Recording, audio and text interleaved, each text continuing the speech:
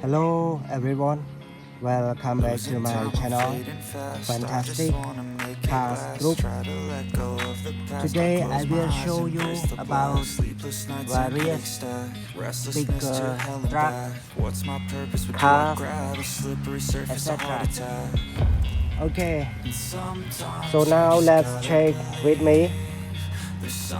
and I will show you one by one. បាទសួស្តីបងប្អូនទាំងអស់គ្នាជួបខ្ញុំជាថ្មីជាមួយវីដេអូថ្មី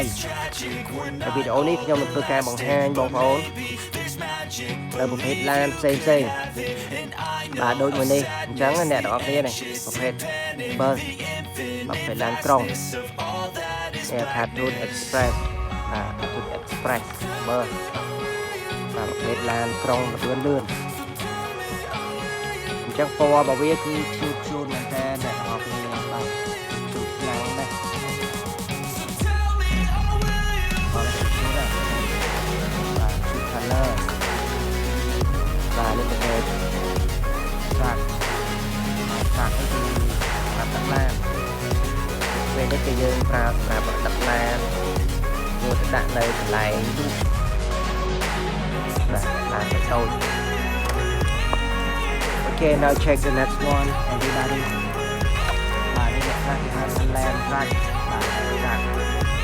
Truk đặt đây, là đặt đây đấy, mẹ có thấy này. Đây cứ chỉ một phết là làm đặt đây. But how about this one? This one is also a truck. The same. Đây còn chỉ một phép bằng làm đặt đây đây đặt bò vậy mà mỗi này là nó kia đây còn chỉ một phép làm đặt đây đây rô riêng và đôi chỉ cho it's also a truck but it is very nice. It is a very nice truck. Super truck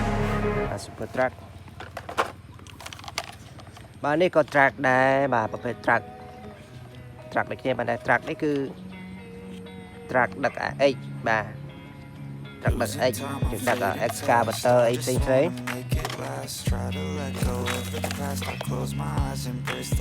បាទនេះក៏ដូចគ្នាបាទប្រភេទ truck ដូចគ្នាប៉ុន្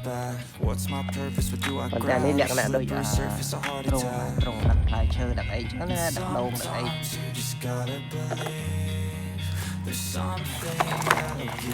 This one is biggest truck អានេះគឺប្រភេទ truck បាទ truck សេរីធំអ្នកទាំងគ្នាបាទ truck នេះគឺ truck សេរីធំ truck សេរីធំហើយប្រភេទជាប់វិញគឺ top quality បាទ top quality plastic ជាប់ល្អ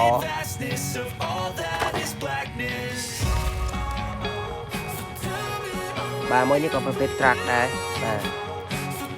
តែមួយនេះប្រភេទដឹកឡានបាទ Yellow truck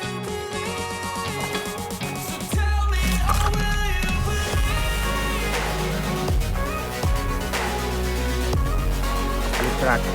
ប្រភេទធំអានេះក៏ដូចគ្នាដែរអ្នកនរគ្នានេះប្រភេទដឹកឡានដូចគ្នាតែ truck របស់យើងគឺ truck បាទ truck ដឹកឡាន